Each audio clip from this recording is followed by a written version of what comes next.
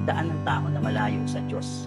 Ito po yung mula sa pagiging makasalanan, magdadala po sa kanya sa kapahamakan. Kasi malayo po siya sa daan ng Diyos. Ang sinusunod niya, yung kanyang sarili, sa kanyang paniniwalang sarili, yung kanyang sariling pananaw, na malayo po sa kalooban ng ating Panginoon. Ngayon, sa kanya pong klaseng pamumuhay na yan, hindi po maiiwasan yung tungkol sa galit ng Diyos dahil sa kanyang kasalanan. Hindi niya kinikilala ang Diyos. Siyempre, ang tao pag hindi kinikilala sa Diyos, alam naman po natin na imposible po yung maging banal. Kapag hindi po siya banal, kasalanan po ang madalas pong nakikita sa buhay niya. Now, tandaan po natin, darating sa atin ang bunga ng ating mga kasalanan. Hindi po natin yan iiwasan.